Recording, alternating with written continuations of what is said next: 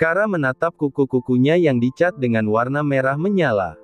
Baru kemarin sore Kara pergi ke nail shop untuk melakukan pedicure, manicure, dan nail art. Rasanya sayang sekali kalau kuku yang cantik itu harus tergores karena berjibaku dengan alat-alat memasak. Bagaimana kalau terkena pisau atau parutan? Bagaimana kalau catnya mengelupas karena tak sengaja terkena panas? Sejujurnya, Kara ingin bermain curang dengan cara meminta asisten rumah tangga untuk menggantikan tugasnya. Sialnya, Kara tak bisa berkutik karena semua orang ikut mengawasi. Yang dimaksud dengan semua orang adalah Oma, Papa Jati, Mama Sora, dan Aidan. Mereka duduk di dekat kitchen island, seperti penonton yang hendak menyaksikan aksi dari selebriti chef. Kara berdeham, kemudian membuka kulkas untuk mengambil bahan-bahan. Kara pernah memasak di rumah kamu? Tanya Oma. Aidan mengangguk pelan. Kara sempat mampir ke rumah saya waktu berkunjung ke Edinburgh. Kara masak untuk makan siang, rasa masakannya lumayan enak. Semua kalimat yang terucap dari mulut Aidan adalah kebohongan. Ia sengaja menambahkan banyak penyedap rasa, agar semua orang percaya kalau pernikahannya didasari oleh rasa suka dan rasa sayang. Oma tersenyum tipis, lalu menatap Kara yang tampak kebingungan mencari resep di internet. Kalau boleh tahu, Mas Aidan ini berapa bersaudara?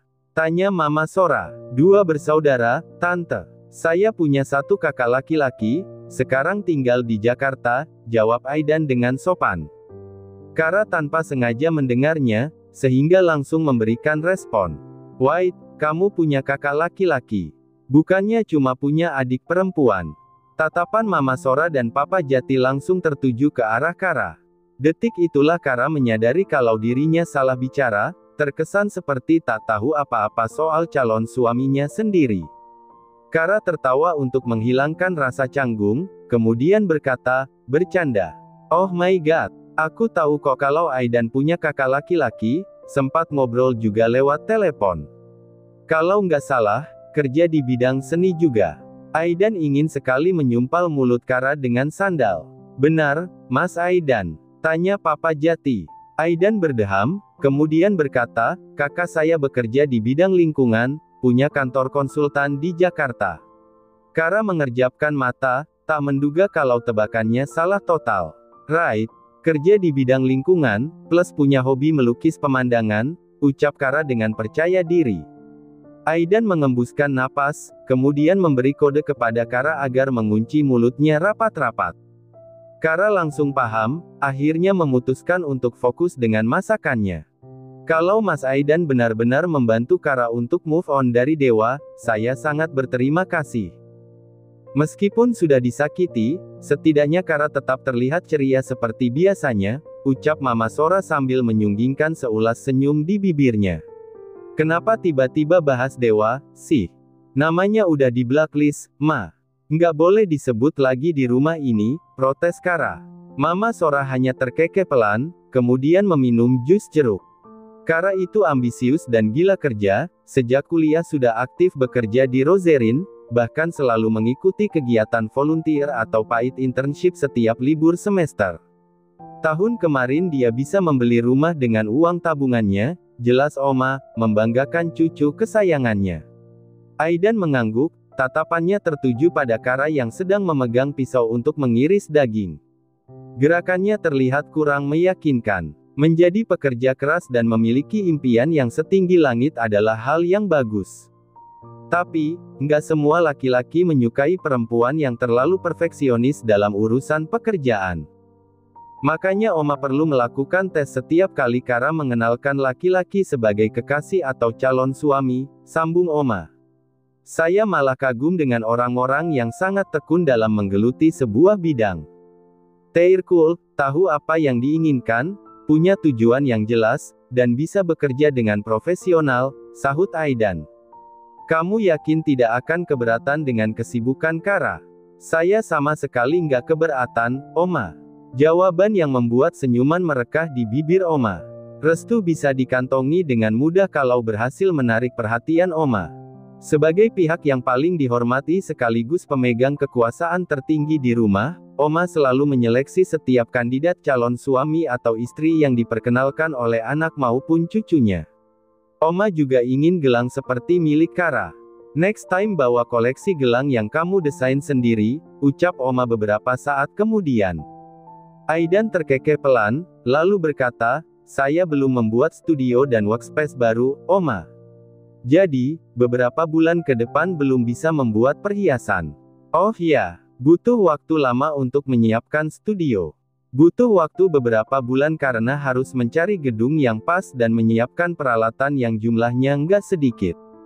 Oma punya beberapa gedung kosong, mungkin bisa dipakai untuk studio. Terima kasih tawarannya, Oma. Tapi, kali ini saya ingin mengatur semuanya sendiri. Pembicaraan singkat itu membuat Oma semakin yakin untuk memberikan restu. Aidan adalah calon suami yang tepat untuk Kara. Aidan meminum jus jeruk yang tersaji di atas kitchen island, lalu kembali menatap Kara. Detik itu, Aidan menyadari kalau Kara sedang memasukkan bumbu secara asal-asalan ke dalam wajan. Garam, lada, dan bubuk cabai ditaburkan begitu saja tanpa ada takaran yang jelas. Setelah itu, potongan cabai dan bawang putih ditambahkan ke dalam tumisan. Aidan kehilangan kata-kata, tak percaya dengan pemandangan yang baru saja disaksikan. Bahkan cara Kara memegang sutil saja sangat memprihatinkan. Sekarang Aidan paham kenapa Kara memintanya untuk mengucapkan kata-kata terakhir. Rasa panik mendorong Aidan untuk turun dari stul, kemudian berjalan menuju dapur untuk menyelamatkan daging yang sedang dimasak oleh Kara. What are you doing? Tanya Aidan, sedikit berbisik agar yang lain tak mendengar. Kara mengerjapkan mata, lalu berkata, masak daging. Aidan menatap tumis daging yang ada di atas wajan, dari segi penampilan saja sangat menyedihkan, tak bisa dibayangkan bagaimana rasanya. Gila, ya, ini kamu sebut sebagai masakan. Gumam Aidan, masih dengan suara lirihnya. Aku ngikutin resep, kok. Jangan nilai makanan dari penampilan, tapi dari rasanya, jawab Kara dengan percaya diri. Bahkan dagingnya gosong. Kok bisa gosong?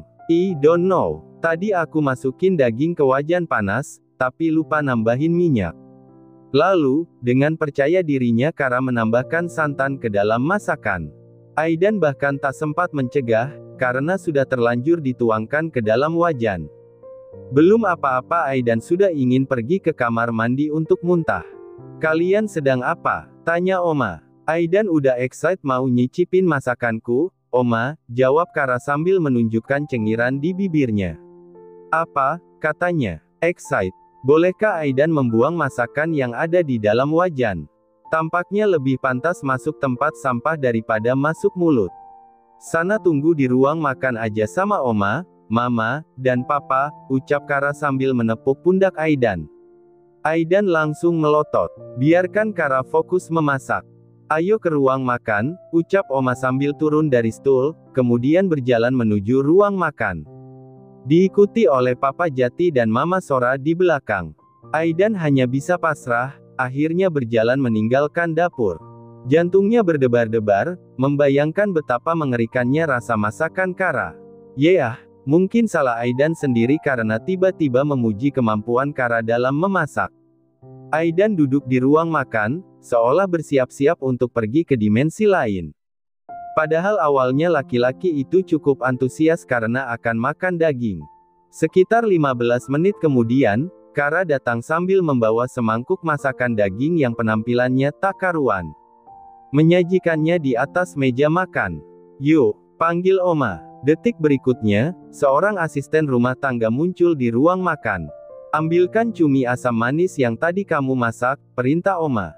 Awalnya Aidan bernapas lega karena Oma meminta asisten rumah tangga untuk membawakan makanan lain ke ruang makan.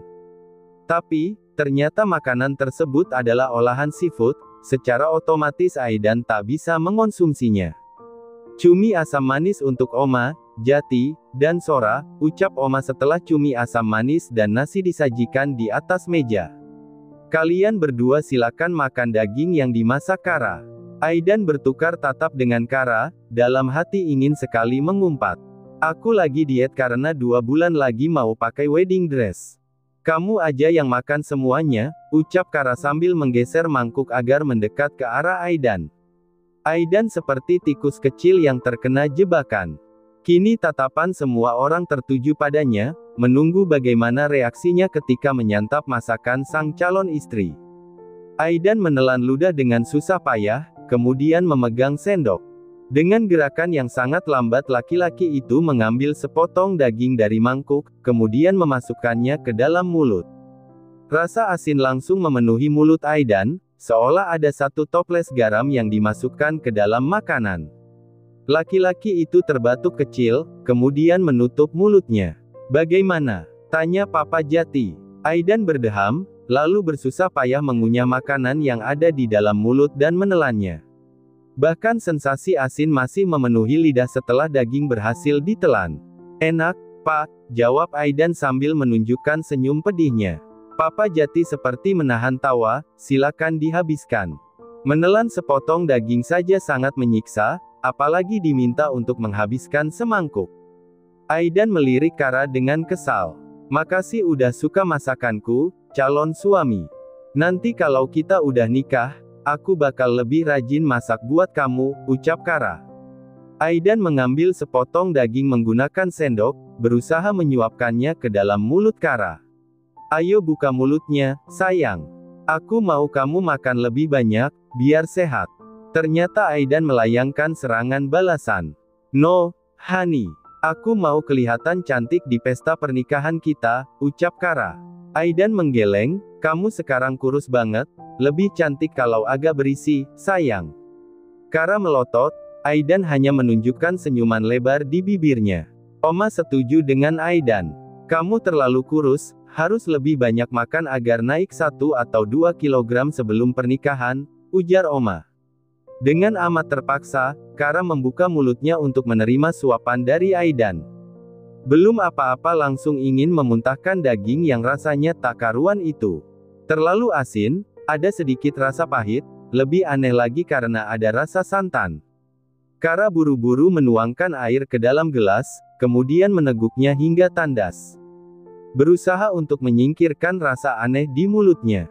"Sekarang giliran aku yang nyuapin," ucap Kara dengan antusias, lalu segera mengambil sendok. Aidan tak mau kalah, ia juga ikut mengambil sepotong daging dari dalam mangkuk. Dua manusia itu saling berebut untuk menyuapi, seperti sedang bertanding dalam sebuah kompetisi. "Lucu sekali yang sedang kasmaran," ucap Mama Sora, kemudian terkekeh pelan. "Kasmaran," katanya. Padahal, jelas-jelas Aidan dan Kara sedang berperang menggunakan senjata berupa masakan yang rasanya mengerikan. Saat baru saja membuka mata di pagi hari, perut Aidan terasa mulas. Tak perlu berpikir panjang untuk mencari tersangkanya, 100% pasti gara-gara masakan Kara yang rasanya seperti adukan makanan sisa. Aidan masih merinding setiap kali mengingat bagaimana mengerikannya rasa olahan daging yang kemarin ia makan. "Tumben jam segini masih pakai piyama, biasanya udah pergi ke gym," ucap Alea saat melihat Aidan berjalan menuruni tangga, masih dalam keadaan memakai piyama. Aidan hanya menghela napas, kemudian berjalan menuju dapur untuk mengambil sebotol air mineral dari kulkas. "Yah, ia tak mungkin workout dalam keadaan sakit perut. Ada makanan?" tanya Aidan setelah meneguk setengah botol air mineral. Alea turun dari stul, mengambil ayam ungkep dari dalam kulkas. "Kemarin Pak Asep bawa ayam ungkep, tinggal digoreng aja. Nasinya udah ada di rice cooker," ucap Alea sambil berjalan menuju kompor, hendak menggoreng ayam. Tampaknya Aidan harus cepat-cepat mencari asisten rumah tangga agar ada yang membersihkan rumah dan menyiapkan makanan. Agak merepotkan kalau setiap hari harus meminta Pak Asep untuk membelikan makanan. Selagi Alea menggoreng ayam, Aidan duduk di ruang makan. Membuka ponselnya untuk memeriksa apakah ada pesan baru. Ketika membuka WhatsApp, nama yang muncul paling atas adalah Kagumi Kara. Belum apa-apa Aidan sudah ingin mengumpat. "Kagumi Kara, jadwal prewedding jam 8:30. Sebentar lagi aku ke rumah kamu buat nganterin jas." "Sit," gumam Aidan, lalu menutup kembali ponselnya. Hari ini ada jadwal foto prewedding, padahal Aidan sedang sakit perut. Sialnya, laki-laki itu bahkan tidak mempunyai energi untuk berdebat dengan Kara.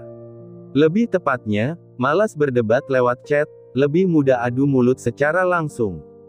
"Ini makanannya," ucap Alea yang datang ke ruang makan sambil membawa sepiring nasi dengan ayam goreng sebagai lauknya. "Thanks," balas Aidan, lalu mengambil sebuah sendok. Alea mengerutkan kening, menyadari ada yang tak beres dengan kakaknya. Tak biasanya Aidan melewatkan rutinitas olahraga pagi, sejak tadi terus mengusap perutnya. "Sakit perut?" tanya Alea sambil mengupas jeruk untuk dirinya sendiri.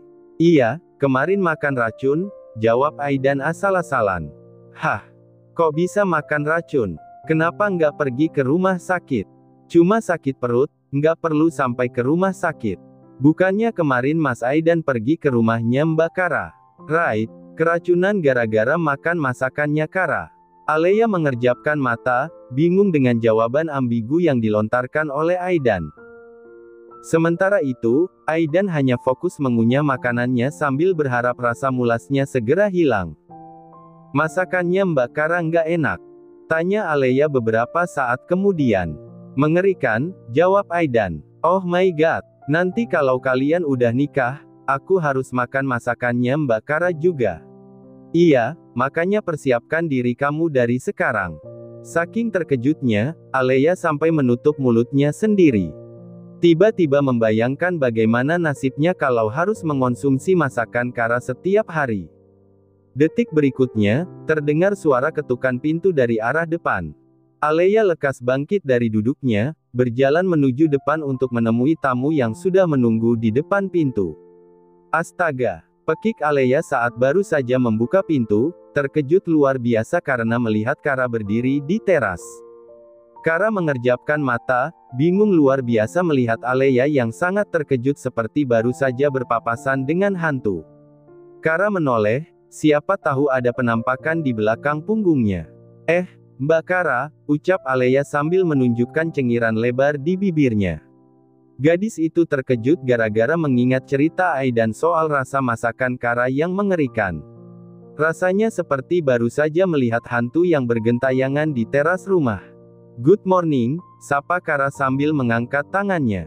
"Iya, selamat pagi, Mbak Kara," balas Alea. "Aidan udah siap-siap, kan? Lagi sarapan?" Kara menghela napas. Padahal, sejak kemarin Kara sudah mengingatkan kalau foto prewedding akan dimulai pada pukul 9, bahkan tadi mengirim pesan teks sebagai reminder. Tapi, rupanya Aidan belum bersiap-siap, malah sedang menikmati sarapan di ruang makan. "Ini jasnya, Miss," ucap Anggun yang baru saja naik ke teras sambil membawa setelan jas. "Orangnya belum mandi, Nggun," sahut Kara. Anggun hanya tersenyum. Alea membuka pintu lebar-lebar, mempersilakan Kara dan Anggun untuk masuk ke dalam rumah. Kara mengambil jas yang dibawa oleh Anggun, kemudian melangkah menuju ruang makan untuk menemui Aidan. "Jam segini belum mandi? Dari kemarin aku udah bilang kalau foto prewedding dimulai jam 8:30, ucap Kara. Aidan mengangkat kepalanya, menatap Kara dengan ekspresi kesal. "Salahin masakan kamu yang rasanya nggak karuan itu. Apa? Kenapa tiba-tiba nyalain masakanku? Kamu sendiri yang nggak bisa on time. Masakan kamu yang rasanya mirip racun itu bikin sakit perut." Kara berdeham, kemudian mengusap ujung hidungnya sendiri. "Well, Kara tak bisa menampik kalau rasa masakannya memang seperti racun. Makanya kalau mau ngomong tuh mikir dulu. Kamu sendiri yang bilang di depan semua orang kalau rasa masakanku enak, makanya Oma langsung minta aku buat masak," ucap Kara. "Salah satu keuntungan nikah sama kamu adalah ada yang nyiapin makanan setiap harinya. Kamu sendiri yang bilang begitu. That's why aku menyimpulkan kalau kamu pintar masak," balas Aidan. "Yang nyiapin makanan bukan aku, tapi Biana. Masakannya enak banget. Kalau kita nikah dan tinggal serumah, otomatis kamu ikut makan masakannya Biana juga. Jadi, aku nggak bohong, kan? Amazing, Kara. Pinter banget ya bikin alasan." Kara menunjukkan senyuman lebar di bibirnya, lalu menganggukkan kepala.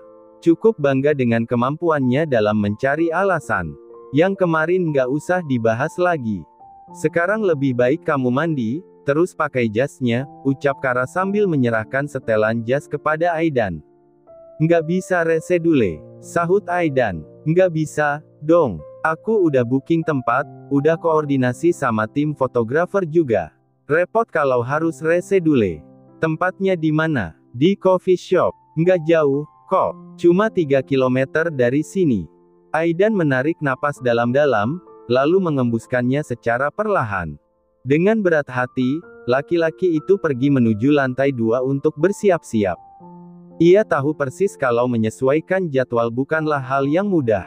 Selepas Aidan pergi, tiba-tiba perut Kara mulas. Kenapa mules lagi, sih? Tadi udah minum obat, gumam Kara sambil mengusap perutnya sendiri.